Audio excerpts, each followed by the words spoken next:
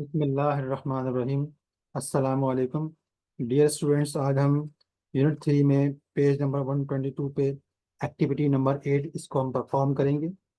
यहाँ लिखा है take an odd number as input from the user and draw an x with the help of a character like plus.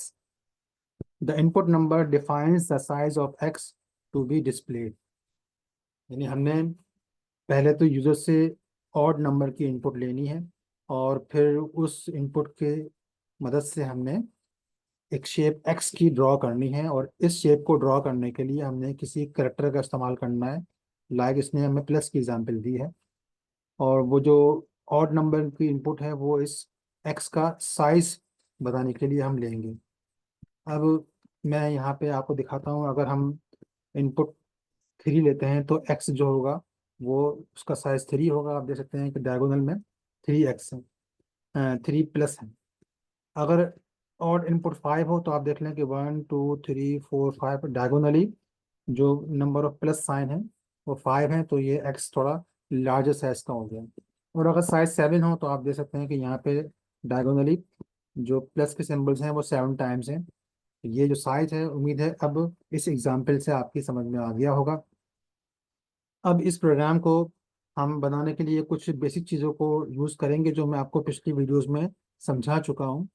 अम, अगर आप में से किसी ने वो वीडियोस नहीं देख रखी हैं तो उनके लिए मैं उन चीज़ों का एक रिकैप करूँगा यहाँ इस एग्जाम्पल के अंदर। देखें, सबसे पहली बात तो ये कि प्रिंट स्टेटमेंट के अंदर अगर मैं लिखता हूँ लाइन 1, लाइन 2, तो अगर इसको हम जब एग्जीक्यूट करते हैं तो आप जानते हैं कि लाइन 1 लाइन 2 एक ही लाइन पे प्रिंट हो जाएंगे। इसके बरक्स अगर मैं लाइन 2 को एक सेपरेट प्रिंट के अंदर लिखता हूँ, यहाँ पे मैंने एक सेपरेट प्रिंट में लाइन 2 लिखा है, तो इसका इफेक्ट क्या होगा कि लाइन 1 और लाइन 2 ये दोनों अलग अलग लाइन पे प्रिंट होंगे, सेम एक ही लाइन पे। जिस तरह पहले प्रिंट हुए थे उस तरह प्रिंट नहीं होंगे। यानी हमने अलग अलग प्रिंट इस्तेमाल किया तो लाइन 1 लाइन 2 अलग अलग लाइन पे प्रिंट हुए हैं। और अगर आप चाहें तो आप ऐसा एक प्रिंट के अंदर भी कर सकते हैं। लाइन 2 और लाइन 1 के बीच में हम स्केप सीक्वेंस \n, जिसका मतलब है न्यू लाइन कैरेक्टर। तो अगर हम यहाँ लाइन 1 प्रिंट करने के बाद \n इस्तेमाल करते हैं, फिर लाइन 2 प्रिंट करते हैं, तो उसका इफेक्ट भी वही होगा जो कि पिछली बार हुआ था कि लाइन 2 अगली लाइन पे या नेक्स्ट लाइन पे प्रिंट हो रही है। इस \n ने वही काम किया जो काम करने के लिए हमने एक सेपरेट प्रिंट का फंक्शन इस्तेमाल किया था। ये \n न्यू लाइन कैरेक्टर है। अब अगर मैं यहाँ पे प्रिंट के अंदर लाइन 3 लिखता हूँ मैं, ठीक है, तो अब ये लाइन 3 ऑटोमेटिकली एक नई लाइन पे चला गया है। ठीक है। अच्छा, ये जो \n का जो करेक्टर है न्यू लाइन करेक्टर, ये करेक्टर ऑटोमेटिकली प्रिंट फंक्शन के एंड पर लगा दिया जाता है। ठीक है। ये इसका मतलब क्या है ज़रा देखें। मैं यहाँ लाइन 1 लाइन 2 लिखता हूँ, और अब मैं क्या करता हूँ कि यहाँ कहता हूँ एंड, और फिर एंड पे \n लिखता हूँ। ठीक है। ये एंड का पैरामीटर इस्तेमाल किया और यहाँ मैंने \n लगा है। ठीक है। तो ये चीज़ मैंने पहले नहीं की थी, अब मैं ये चीज़ कर रहा हूँ। तो आप देखें, उस चीज़ के लिखने से कोई फर्क नहीं पड़ा है आउटपुट पे। आउटपुट जैसे पहले ही आ रही थी वैसे ही आ गई है। लेकिन इस चीज़ को बताने का मकसद ये है कि जो स्केप सीक्वेंस \n जो कि लाइन चेंज करती है, ये ऑटोमेटिकली प्रिंट फंक्शन के बिल्कुल एंड पे लिख दी जाती है। हम लिखें ना लिखें, ये ऑटोमेटिकली लिख दी जाती है। और अगर आप चाहें तो आप इसको ना लिखें, इसको खाली छोड़ दें। ठीक है। इसको आप खाली छोड़ दें। अब ऐसा करेंगे तो इसका मतलब ये है कि अब वो काम जो ऑटोमेटिकली लिखा जा रहा था उस काम को आपने बंद करवा दिया है। आपने कहा कि नहीं, वो एंड \n पर ना किया जाए। तो अब हम इस प्रोग्राम को रन करेंगे तो आप देख सकते हैं कि अब लाइन 1 लाइन 2 एक ही लाइन पे प्रिंट हो गए हैं। वो जो काम ऑटोमेटिक हो रहा था वो आपने इस तरीके से स्टॉप करवा दिया है। अब मैं यहाँ पे प्रिंट के अंदर लाइन 3 लिखता हूँ। अब मैं इस प्रोग्राम को रन करता हूँ तो आप देखें कि लाइन 3 भी जो उसी लाइन पे आ गई है। वजह क्या है कि लाइन 2 को प्रिंट करते वक्त प्रिंट के अंदर हमने मना कर दिया कि भाई एंड पे बैकस्लैश एन नहीं बल्कि खाली लगा दिया जाए।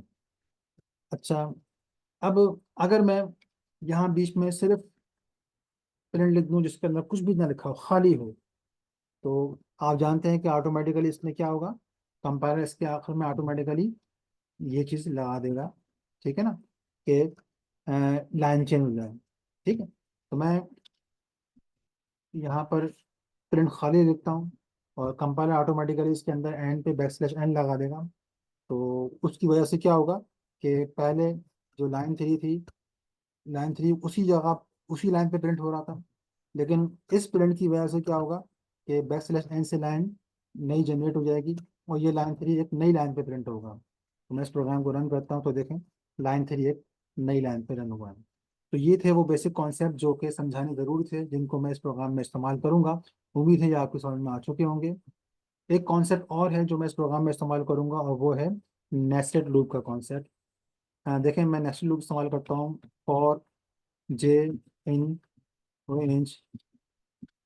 मैं ऊपर एक साइज इस्तेमाल कर लेता हूँ, साइज इक्वल्स टू 3। ठीक है, और मैं कहता हूँ फॉर जे इन रेंज, और फिर मैं लिखता हूँ साइज, यानी जे जो है वो इस साइज की रेंज में होगा। अब अगर रेंज साइज की वैल्यू 3 है तो रेंज जो है वो 3 होगी, यानी ये लूप जो है वो 3 टाइम्स चलेगा। फिर मैं इस लूप के अंदर एक और फॉर लूप लिखता हूँ फॉर के इन रेंज।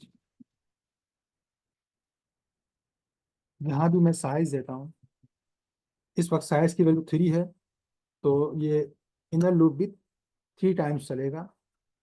ठीक है, तो आउटर लूप भी 3 टाइम्स चलेगा और इनर लूप भी 3 टाइम्स चलेगा। अब मैं यहाँ पर लिखता हूँ प्रिंट के अंदर, प्रिंट कर दो, क्या प्रिंट कर दो, जे को प्रिंट कर दो कॉमा और के को प्रिंट कर दो।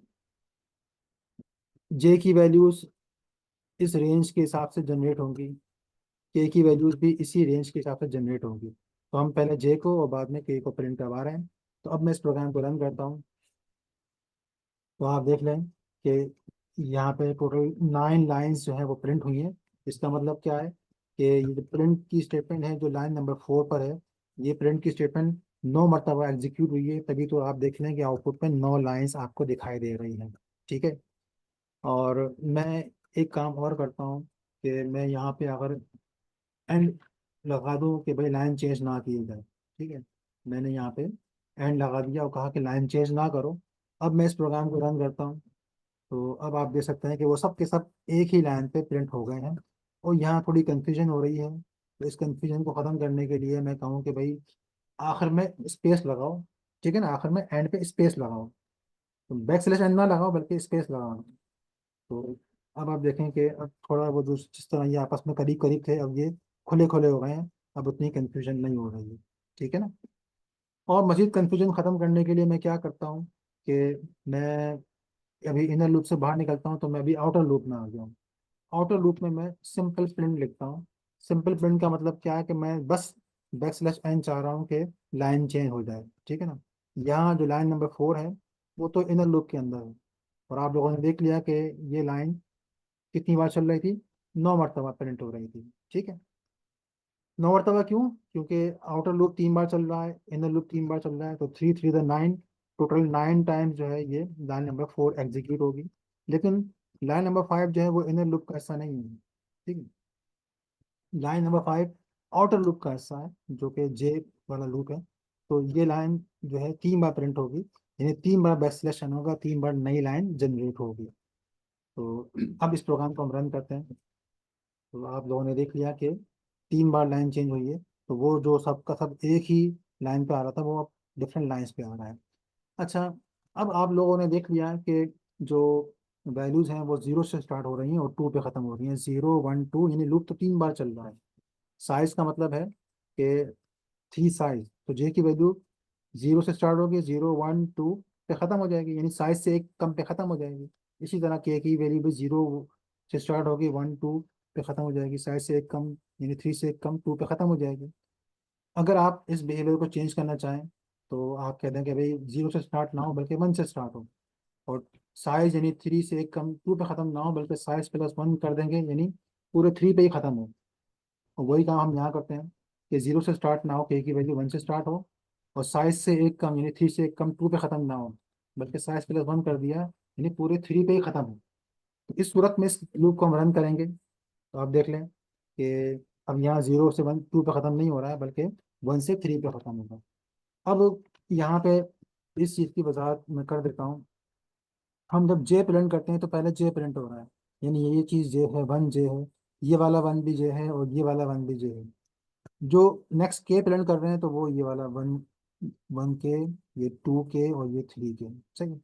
फिर जब लूप सेकंड टाइम चलेंगे तो फिर आप हर जगह देखेंगे, हर जगह J2 है, यहाँ भी J2 है, यहाँ भी J2 है, लेकिन के की वैल्यू 1 है, फिर 2 है, फिर 3 है।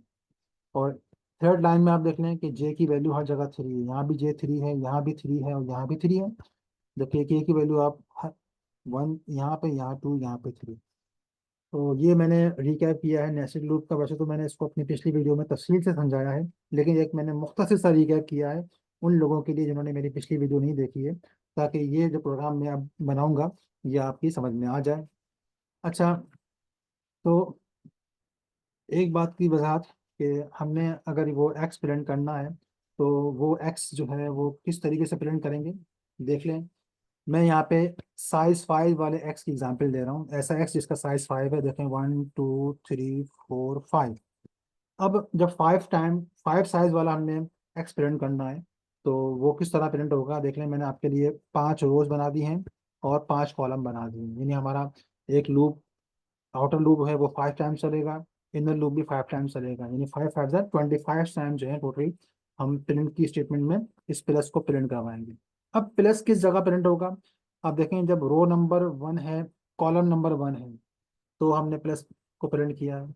यहाँ देख लें जब रो नंबर 2 है, कॉलम नंबर 2 है, तब हमने प्लस को प्रिंट किया है। यहाँ देख लें जब रो नंबर 3 है, कॉलम नंबर भी 3 है, तो हमने प्लस को प्रिंट किया।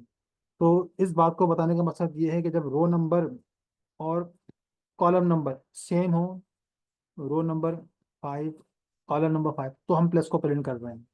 और कुछ प्लस ऐसे हैं जो किस तरह प्रिंट हो रहे हैं, जिस तरह इस प्लस को देखें, यहाँ रो नंबर 1 है और कॉलम नंबर 5 है, तो 1 + 5 कितना हो गए, 6 हो गए।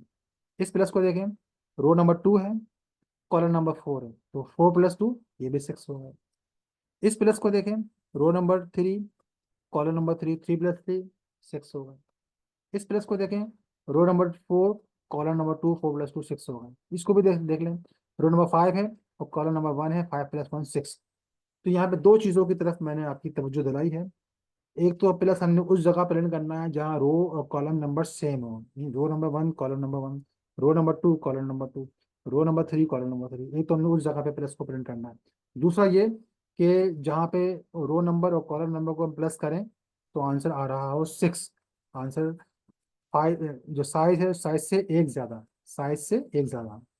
तो इस टेक्निक को हमने इस्तेमाल करना है प्लस को प्रिंट करने के लिए। और अब मैं इस प्रोग्राम को बनाना शुरू करूँगा। तो ये मैंने आपके लिए वो कोड खोल के रखा है जो हमने पिछली वीडियो में जनरेट किया था। ये वही कोड है जो कि ऑड नंबर की इनपुट लेने वाला कोड है। अगर आपको याद हो, हमने पिछली वीडियो में जो शॉर्ट रेस्पॉन्स क्वेश्चन था नंबर 3, हमने ये बनाया था जो कि ऑड नंबर की इनपुट लेता है, और फिर अगर वो ऑड नंबर की इनपुट ना हो तो वो कहता है कि री एंटर किया जाए। तो ये प्रोग्राम हम पिछली वीडियो में बना चुके हैं। तो ये प्रोग्राम यहाँ सामने मौजूद है आपके। हम साइज पूछ रहे हैं और कह रहे हैं कि एंटर एन ऑड नंबर, और अगर वो साइज ऑड नंबर ना हो तो ये लूप मुसलसल चलता रहेगा इस कंडीशन पर, और ये लूप उसी वक्त ख़त्म होगा जब हम एक ऑड नंबर एंटर कर देंगे। तो साइज में ऑड नंबर आ चुका है इस लूप के अख्ताम पर।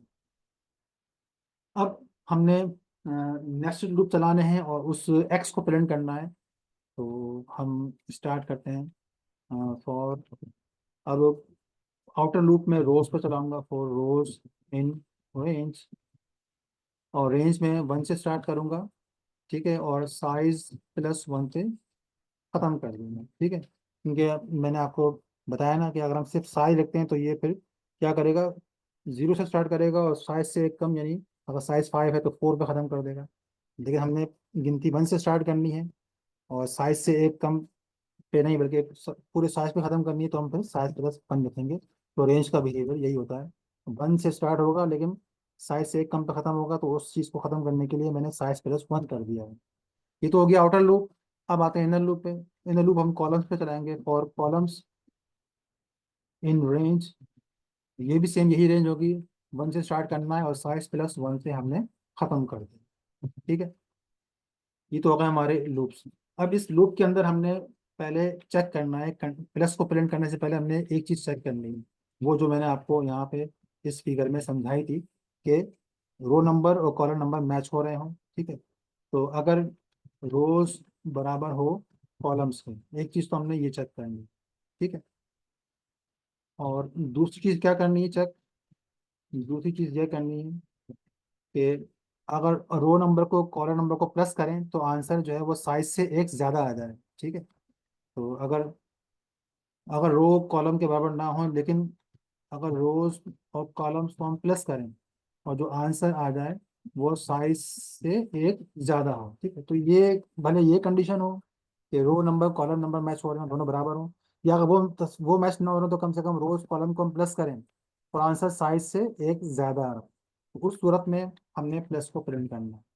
तो हम प्रिंट कर देंगे इसको, प्लस को प्रिंट कर देंगे। और उसके बाद फिर जो मैंने आपको बताया कि लाइन चेंज ना हो, तो उसको रोकने के लिए हम एंड पे एक अदद स्पेस प्रिंट कर देते हैं, ठीक। तो ये काम तो हो गया प्लस प्रिंट करने वाला। लेकिन अगर ऐसा ना हो, अगर रोज और कॉलम्स मैच ना हो रहे हो, या रोज प्लस कॉलम्स साइज प्लस 1 के बराबर ना हो, तो फिर हमने वो जगह खाली स्पेस देना है, खाली छोड़नी है, ठीक है ना। यहाँ खाली छोड़ना है, यहाँ खाली छोड़ना है, यहाँ खाली छोड़ना है। यानी इस जगह पे ना तो row number column number match हो रहे हैं, ना ही 1 + 2 जो है वो 6 के बराबर है। इस जगह रो 1 है कॉलम 3 है, तो रो नंबर कॉलम नंबर भी मैच नहीं हो रहे हैं, और 3 + 1 का आंसर 4 आता है, वो भी 6 के बराबर नहीं है। तो इस यहाँ भी हमने खाली स्पेस देना है, ठीक है। तो एल्स की कंडीशन में हम प्रिंट कर देंगे एक अदद खाली स्पेस। और लाइन चेंज ना हो तो उसको रोकने के लिए हम यहाँ पे एंड पे एक स्पेस लगा देंगे, ठीक है। अच्छा, उसके बाद फिर जब हम इस लाइन को प्रिंट कर चुके होंगे, तो आउटर लूप जब सेकंड टाइम चलना होगा तो हमें लाइन चेंज करनी होगी, ताकि अगले प्लस अगली लाइन पे हो। तो उस काम को करने के लिए हम क्या करेंगे, इनर लूप से आउट होंगे, आउटर लूप में आएंगे और सिंपल एक प्रिंट लगा देंगे। ये सिंपल प्रिंट वही काम करेगा कि लाइन चेंज कर देगा, \n ऑटोमेटिकली लगा देगा। तो उम्मीद है कि ये अब आपको समझ में आ चुका होगा। मैं इस प्रोग्राम को रन करता हूँ, एंटर एन ऑड नंबर, मैं 5 एंटर करता हूँ। तो देख लें, ये ऑड नंबर 5 के हिसाब से स्टार प्रिंट हो गया है। अगर मैं इस प्रोग्राम को दोबारा से रन करता हूँ, अब की बार मैं 3 एंटर करता हूँ, तो ये 3 साइज का स्टार प्रिंट हुआ है। या एक बार और रन करते हैं और मैं इसका साइज 7 कहता हूँ, तो ये 7 साइज वाला स्टार प्रिंट हुआ। अच्छा, अब इस प्रोग्राम को मैं with the help of debugger एक बार और तफसील से आपको समझाऊंगा, ताकि कोई इसमें कमी ना रह जाए। इस सोर्स को मैं क्लिक कर देता हूँ, दोबारा से प्रोग्राम पे मैं आता हूँ और इस प्रोग्राम को मैं अब रन करूँगा with the help of debugger. इसको मैं रन करता हूँ, ये प्रोग्राम रन होना शुरू हुआ है, ठीक है। तो अब आप देखें कि यहाँ पर जो पहली पहली लाइन है, वो जो साइज पूछने वाली लाइन है, वो लाइन एग्जीक्यूट हो रही है। ये हमसे कहेगी एंटर एन ऑड नंबर। तो मैं इस लाइन को एग्जीक्यूट करता हूँ, इसका साइज थोड़ा एडजस्ट कर लेते हैं, ठीक है। ठीक है, साइज एडजस्ट हो चुका है। अब मैं ओवर का बटन प्रेस करता हूँ और ये हमसे पूछता है एंटर एन ऑड नंबर, में 5 एंटर करता हूँ। अब वो चेक कर रहा है कि साइज को, यानी 5 को 2 से डिवाइड करते हैं तो रिमाइंडर 0 तो नहीं आता, नहीं रिमाइंडर 0 नहीं है, तो ये लूप देखने चला नहीं है। अब ये आउटर लूप चलना शुरू हुआ है, रोज इस रेंज में जनरेट होगी, तो रोज की पहली वैल्यू 1 आएगी। मैं ओवर का बटन प्रेस करता हूँ, देखें रोज की फर्स्ट वैल्यू 1 आई है। अब इन लूप चलेगा तो कॉलम की भी पहली वैल्यू 1 ही आएगी। तो यहाँ पे आप देख लें, कॉलम की भी पहली वैल्यू 1 आई है, रो भी 1 है, कॉलम भी 1 है। अब ये इफ की पहली condition row is equal to column true होगी, जिसकी वजह से प्लस प्रिंट हो जाएगा। तो हमने ओवर का बटन दबाएंगे और अब आप देखें कि वहाँ पे आपको आउटपुट में प्लस दिखाई दे रहा है। ठीक है। अब लूप सेकंड टाइम चलेगा, इनर लूप सेकंड टाइम चलेगा, कॉलम की वैल्यू में एक का इंक्रीमेंट होगा। कॉलम की वैल्यू आपको देखें यहाँ पे कॉलम की वैल्यू 2 हो गई है। ठीक है, यहाँ पे कॉलम की वैल्यू आपको 2 दिखाई दे रही है। अब रो 1 है कॉलम 2 है, ये कंडीशन तो मैच नहीं होगी।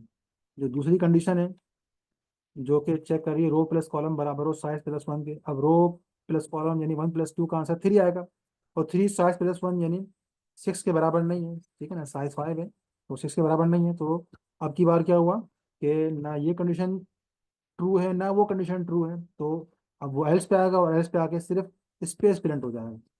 तो मैं इस लाइन को ओवर से एग्जीक्यूट करूंगा तो वहां पे सिर्फ स्पेस प्रिंट हुआ है। अब लूप इनर लूप चल रहा है थर्ड टाइम, कॉलम में इंक्रीमेंट होगा, कॉलम की वैल्यू आप देख लें 3 होगा ये, और अभी भी ये कंडीशन भी फॉल्स है और ये वाली कंडीशन भी फॉल्स है, जिसकी वजह से वो एल्स पे आएगा और स्पेस प्रिंट कर देंगे। ठीक है। अब इनर लूप फिर नेक्स्ट टाइम चल रहा है, अब कॉलम की वैल्यू जो है वो 4 हो गई है। ठीक है। अब आप देखें रोज कॉलम बराबर नहीं है, और 4 + 1 का आंसर 5 आएगा, जो कि साइज प्लस 1 से बराबर नहीं है, तो इसलिए दोनों कंडीशन फॉल्स हैं। तो अभी भी ये एल्स पे आएगा और ये स्पेस प्रिंट कर देगा, वहाँ पे स्पेस प्रिंट हो चुका होगा। ठीक है। अब जब ये लूप आखिरी बार चल रहा है अंदर लूप, तो अब आप देख सकते हैं कॉलम की वैल्यू हो गई है 5।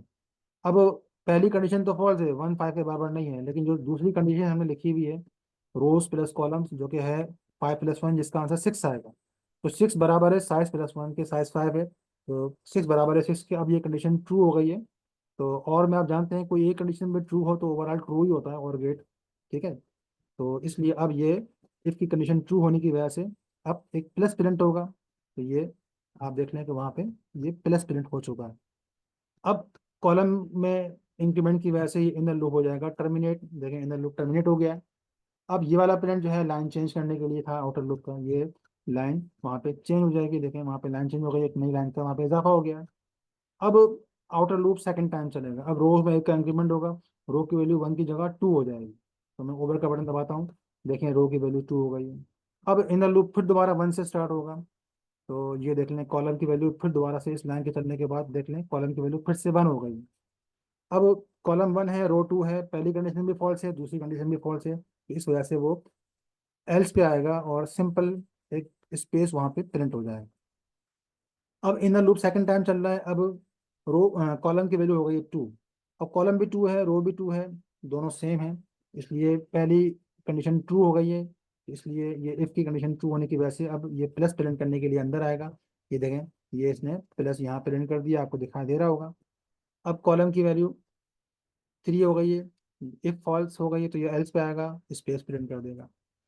अब कॉलम की वैल्यू 4 हो गई है, 4 + 2 का आंसर 6 आएगा, जो कि 5 + 1 6 के बराबर होगा। यानी जो दूसरी वाली कंडीशन है ये वाली कंडीशन ये ट्रू हो रही है, जिसकी वजह से ये लूप इफ की कंडीशन ट्रू होने की वजह से ये प्रिंट पे आएगा और प्लस प्रिंट कर देगा। देख लें यहाँ पे प्लस प्रिंट हो चुका है। ठीक है।